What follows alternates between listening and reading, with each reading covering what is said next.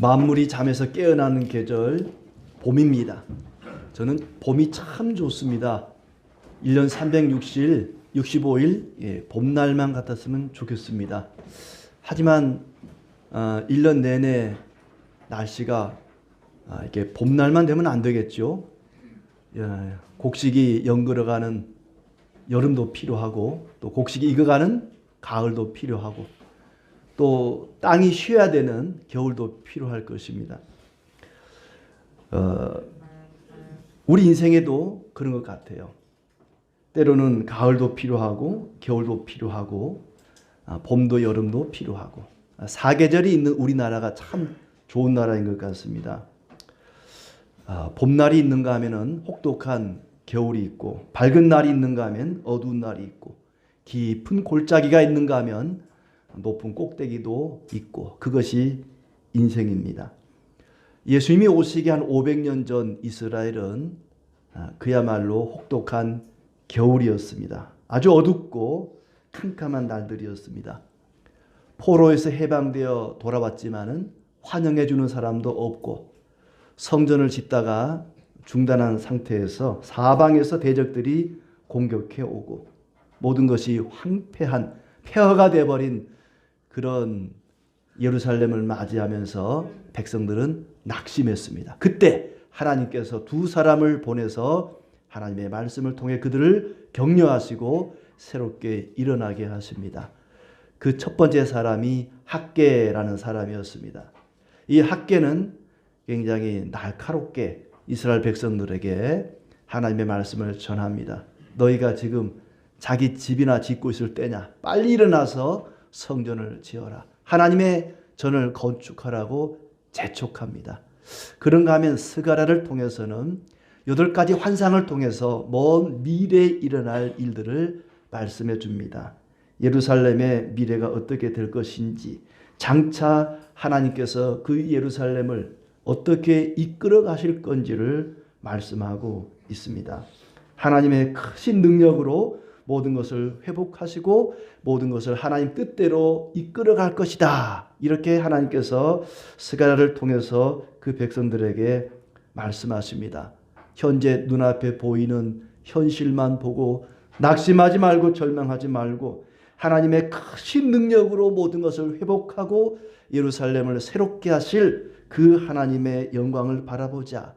하나님께서 우리를 거룩하게 하시고 영광스럽게 하실 것이다.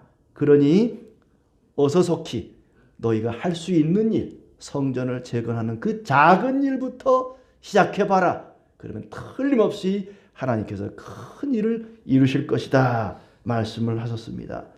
그런데 이스라엘 백성들이 그 말씀을 듣고 아멘 할렐루야 하고 순종하면 좋았을 텐데 시큰둥했습니다.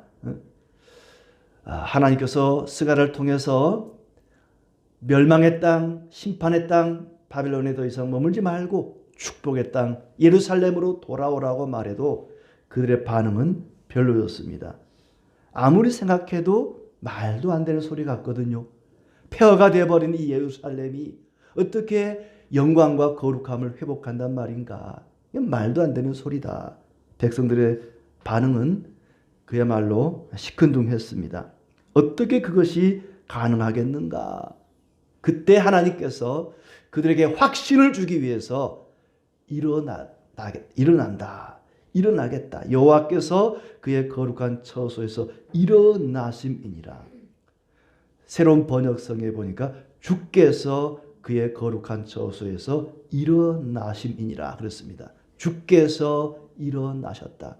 주께서 일어나심으로 주님의 말씀이 온전히 이루어질 것을 그들에게 확신시켜주고 있습니다.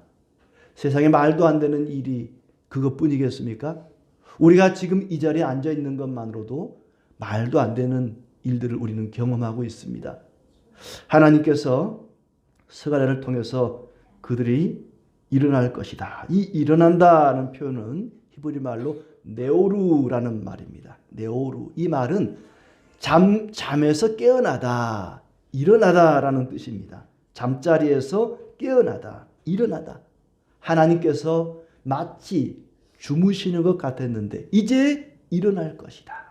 하나님께서 그 앉은 자리에서 일어나실 것이다. 깊은 잠에서 깨어날 것이다. 주님께서 일어날 것이다. 깨어날 것이다. 말씀하십니다. 일어나는 이유가 뭘까요? 우리가 앉아 있다가 일어난다. 잠들어 있다가 깨어난다. 왜 깨어나지요? 왜 일어나지요? 뭔가 할 일이 있기 때문에 일어나는 것입니다. 뭔가 액션을 위해서, 뭔가를 하나님께서 행하시기 위해서 일어나는 것입니다. 하나님께서 무슨 일을 하기 위해서 일어나시는가? 첫째는 예루살렘을 다시 만들기 위해서 일어나십니다. 1절에 보시면 어떤 천사가, 어떤 사람이 그런데 천사를 가리키는 것이죠. 궁극적으로 예수님을 가리킵니다만 그분이 측량줄을 손에 잡고 예루살렘으로 간다. 예루살렘을 측량하기 위해서, 예루살렘의 길이와 넓이를 재기 위해서 측량줄을 가지고, 줄자를 가지고 예루살렘으로 간다. 줄자를 가지고 건물을 또는 땅을 재는 사람, 건축가죠. 건축사입니다. 예루살렘을 새롭게 건축하기 위해서 주님께서 예루살렘의 길이와 넓이를 잽니다. 예루살렘을 얼마나 더 넓혀야 될까? 예루살렘을 얼마나 더 키워야 될까라고 계산하기 위해서 줄자를 가지고 예루살렘으로 갔다는 것입니다. 예루살렘이 현재와는 비교도 할 수 없을 만큼 길어지고 넓어질 것을 말씀하고 있습니다. 예루살렘 재건축 프로젝트를 위해서 그분이 일어나십니다. 그리고 먼 미래에 이 예루살렘이 얼마나 커질 것인지도 말씀하고 있습니다. 하나님의 나라가 확장될 것을 보여주면서 그 일을 실행하기 위해서 주께서 일어나셨습니다. 두 번째로 그분이 일어나신 것은 예루살렘 백성들을 지키고 돌보시기 위해서 일어나십니다. 가만히 앉아 있어서는, 가만히 잠들어 있는 상태에서는 지켜주거나 돌볼 수가 없습니다. 잠에서 깨어나야, 일어나야 지키시고 돌볼 수가 있는 거지요. 8절 끝에 보면 이런 말씀이 나오죠. 나를 너희를 노력하는 여러 나라로 보내셨나니 너희를 범하는 자는 그의 눈동자를 범하는 것이라.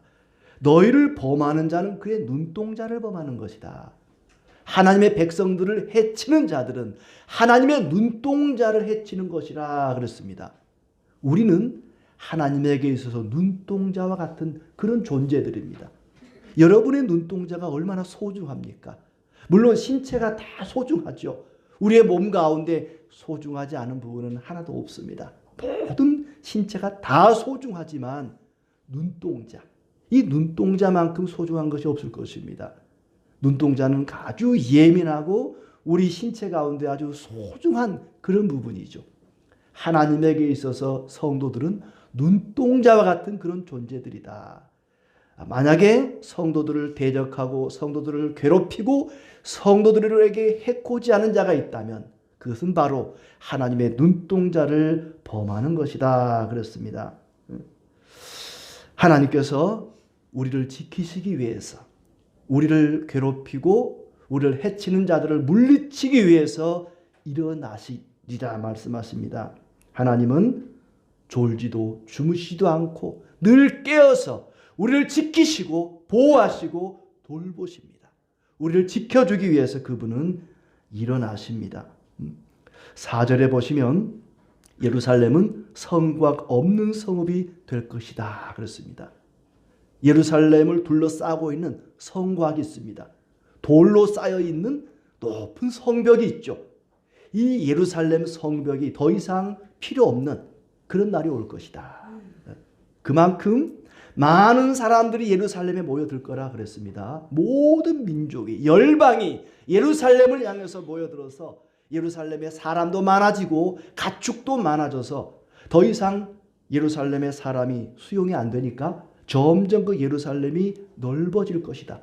성곽을, 성벽을 뛰어넘어서 사람들이 거주하고 짐승들이 머물게 되기 때문에 예루살렘이 넓어지기 때문에 성곽 없는 성읍이 될 것이다 그랬습니다. 지금이야 서울이 굉장히 넓습니다마는 처음 한양 도성을 보면요, 굉장히 좁아요. 동대문에서부터 시작해서 그 서대문 형무소가 있는 거기까지, 그리고 남쪽은 숭례문, 남대문부터 북쪽에 있는 그 숙정문이라고 하는 곳이 있는데 청와대 바로 뒷산이에요. 그러니까 처음 한양 도성은요, 굉장히 좁았어요. 뭐 그렇게 크지 않았단 말이죠. 근데 지금은 굉장히 서울이 커졌습니다. 넓어졌습니다. 많은 사람이 서울에 몰려드니까 도시가 점점 확장이 되는 거죠. 예루살렘이 그렇게 될 것이라고 말씀하십니다. 예루살렘에 사람도 많아지고 가축도 많아져서 점점 예루살렘이 넓어지고, 그리고 성곽이 필요 없는, 성곽을 뛰어넘는 그런 성읍이 될 것이다. 그런데 도성에 성곽이 없어지면 불안하잖아요. 적들이 침략하면 무방비로 노출되기 때문에 성곽이 없는 것에 대해서 사람들이 두려워할 수 있습니다. 그래서 하나님께서 말씀하시기를 걱정하지 마라, 염려하지 마라, 내가 너희의 불성곽이 되어주겠다. 5절 말씀에 여호와의 말씀에 내가 불로 둘러싼 성곽이 되며 그 가운데서 영광이 되리라. 내가 불로 성곽이 되어서 너희를 감싸주겠다.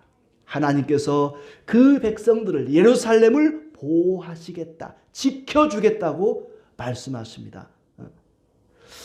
하나님께서 성곽 없는 성읍이 되도록 예루살렘에 많은 사람들이 몰려들게 될 것이고 그들의 보호자가 되셔서 불성곽이 되겠다.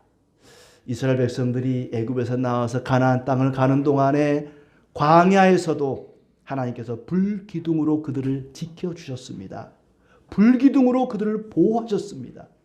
그런가 하면은 아람 나라가 이스라엘을 침략했을 때 엘리사의 사환 청년 하나가 그 아람 군대를 보고 깜짝 놀라서 두려웠습니다.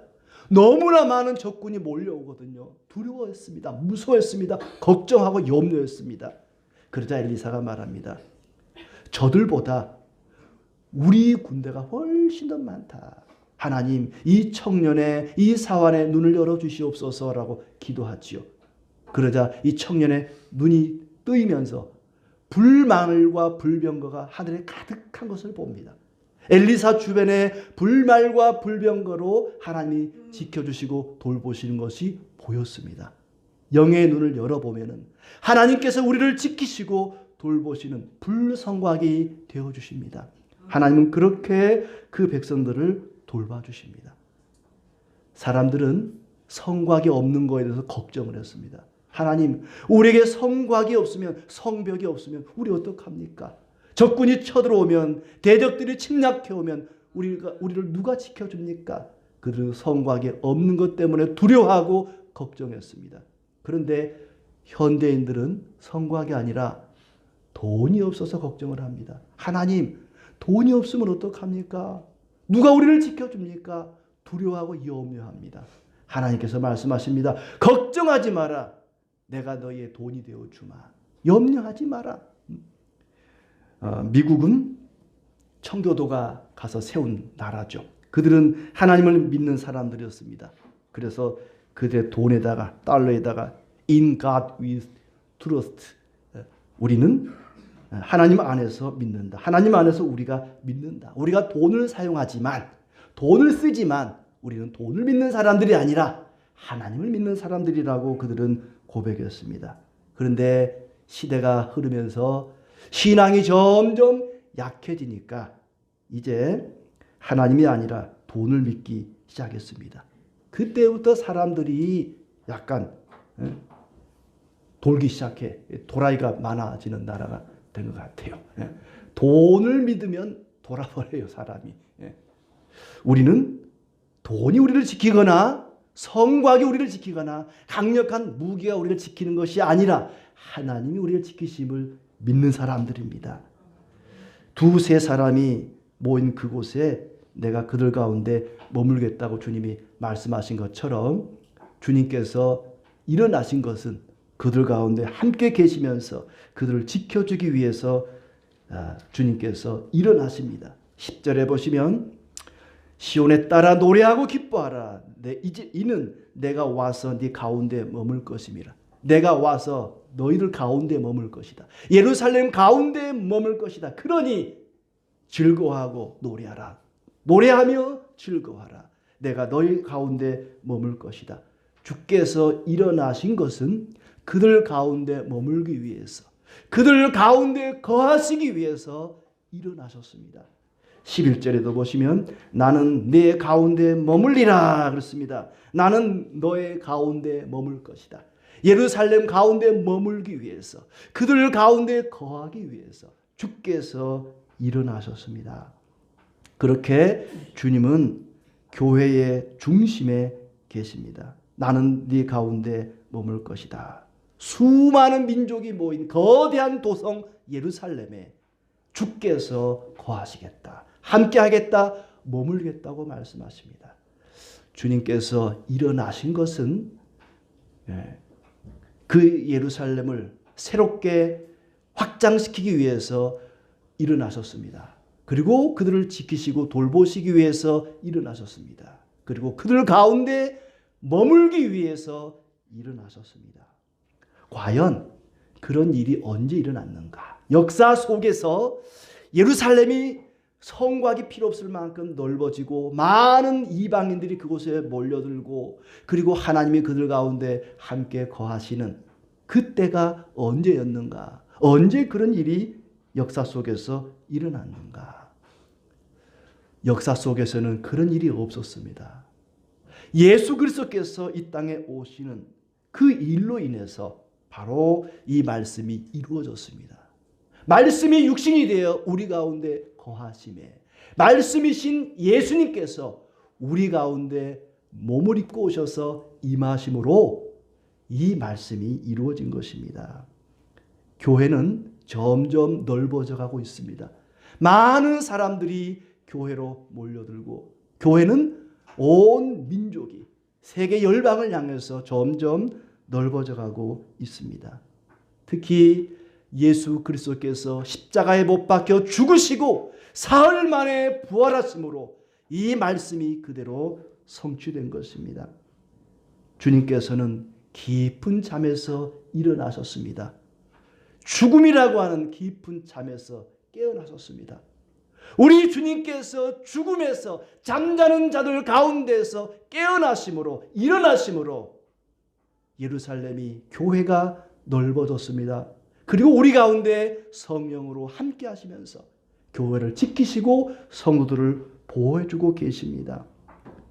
줄자를 가지고 측량줄을 가지고 예루살렘을 건축하시는 분, 교회를 건축하시는 분은 바로 그리스도이십니다. 마태복음 16장에 그리스도께서 말씀하시기를 내가 이 반석 위에 내 교회를 세우리라 말씀하셨습니다. 교회는 주님이 세우신 주님의 것이고 주님의 몸입니다. 교회는 사람들이 모인 곳이지만은 주님께서 세워 가십니다. 우리 주님께서 죽음에서 깨어나심으로 부활하심으로 교회를 세워 가셨습니다. 지금도 교회를 세워 가십니다. 그리고 많은 사람들이 교회로 몰려들고 교회가 점점 확장되어 가고 있습니다. 부활하신 주님께서 죄와 사망으로 죄와 허물로 죽은 자들을 다시 살림으로 교회는 점점 확장되어 가고 있는 것입니다. 저와 여러분은 죽음에서 부활한 자들입니다. 1차 부활을 경험한 자들입니다. 우리는 죄와 허물로 죽었던 자들입니다. 그런데 죽은 자 가운데서 부활하신 그 예수님을 믿음으로 우리도 살아난 것입니다. 그렇게 예수님을 믿고 죽음에서 일어난 자들이 모인 곳이 바로 교회고 그렇게 죽은 자 가운데서 일어나는 역사가 부활의 역사가 지금도 계속되고 있는 것입니다. 이렇게 새 예루살렘 교회는 점점 더 그 영토를 땅을 넓혀가고 있습니다. 성곽 없는 울타리가 없는 그런 성읍이 된 것입니다. 바로 예수님의 부활하심으로 죽은 자 가운데에서 다시 깨어나심으로 이 놀라운 역사가 일어나게 된 것입니다. 지금의 교회가 바로 예수님의 부활의 증거입니다. 부활의 역사는 지금도 계속되고 있고 새 예루살렘은 점점 확장되어 가고 있습니다. 만약에 예수님이 죽음으로 끝나버렸다면, 예수님의 부활이 없다면 교회도 없을 것입니다. 우리가 죄와 허물 가운데 죽은 자 가운데서 다시 살아나는 그런 첫 번째 부활도 경험하지 못했을 것입니다. 예수님의 죽으심으로 인하여, 예수님의 다시 일어나심으로 인하여 지금의 교회가 존재하게 된 것입니다. 예수 그리스도의 부활을 믿는 자들은, 다시 우리도 부활할 것을 믿는 자들은 결코 절망하지 않습니다. 주께서 죽은 자 가운데서 일어나신 것처럼 우리도 다시 일어날 것입니다. 우리도 다시 선한 능력으로 깨어날 것입니다. 히틀러가 나치당을 만들어서 독일을 점령할 때에 많은 교회들이 히틀러를 지지하고, 히틀러가 하나님이 보내신 독일을 정치, 경제, 사회를 다시 일으킬 자라고 그들은 많은 교회와 목사들이 히틀러를 지지했습니다. 그때 아주 훌륭한 목회자요, 유능한 신학자인 본 회퍼라는 목사님이 그것을 저항했습니다. 이 히틀러가 독일을 점령하고 장악하고 나치당을 만들어서 2차 세계대전을 일으키고, 빨리 나오세요. 그럴 때에 이 많은 교회와 목회자들이 히틀러를 지지하고 또 히틀러에게 찬사를 보내고, 심지어 히틀러를 위해서 찬송가까지 만들 그때에 본 회퍼 목사님과 뜻을 같이 하는 목회자들이 고백교회를 만들게 됩니다. 그 본 회퍼가 했던 아주 유명한 말 가운데 이런 말이 있죠. 이 미친 운전사가 행인들을 향해서 돌진할 때에 나는 가만히 행인들이 다치는 것을 치료하고 그들을 장례 지낼 것이 아니라 미친 운전사로부터 운전대를 강제로라도 빼앗겠다, 이런 말을 남깁니다. 그 본 회퍼 목사님이 더 이상 이제 견딜 수가 없어서 히틀러 암살 계획에 가담을 하게 되고, 그 실패를 겪게 되고 붙잡혀서 감옥에 gat히게 됩니다. 한 2년 정도 감옥에 갇혀 있다가 이제 1944년 12월 19일 사랑하는 약혼녀 마리아에게 편지를 보냅니다. 그 편지에 보면은 주님의 선하신 권능의 손이 아침에나 저녁에나 우리를 지켜 주실 것입니다. 어둡고 절망적인 상황에서도 하나님의 선한 이끄심을 믿고 바라보면서 편지를 보내면서 시를 지었습니다. 그 시에 곡을 붙여서 독일 사람들은 지금도 찬송가로 이 노래를 부르고, 그리고 독일 학교에서도 이 노래를 가르친다고 합니다. 본 회퍼 목사님이 지었던 그 시를 또 우리나라 말로 번역된 노래를 함께 나누도록 하겠습니다.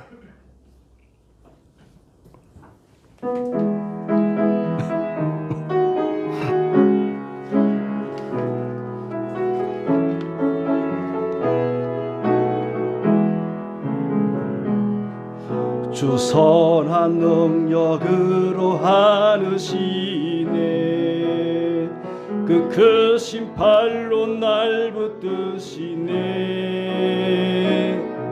절망 속에도 흔들리지 않고 사랑하는 주 얼굴 구하리.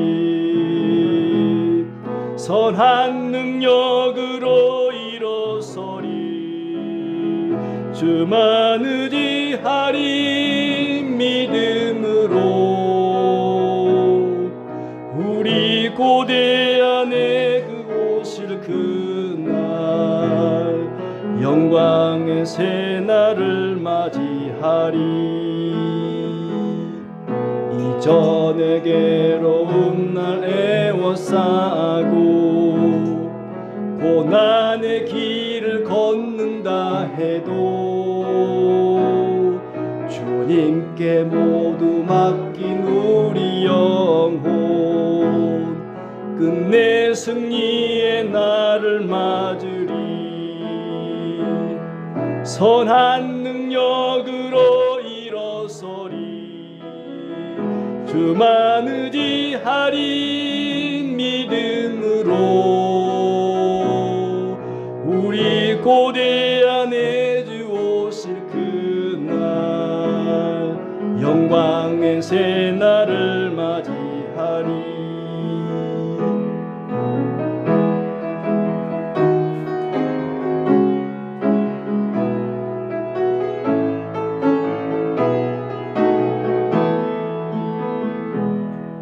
주님이 마신 고난의 쓴 잔을 우리도 감사하며 받으리.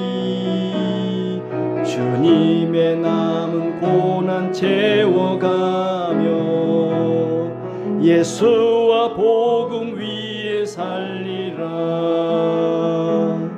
선한 능력으로 일어서리. 주만 의지하리. 믿음으로 우리 고대한 주 오실 그날 승리의 새날을 맞이하리. 영광의 새날을 맞이하리. 승리의 새날을 맞이하리.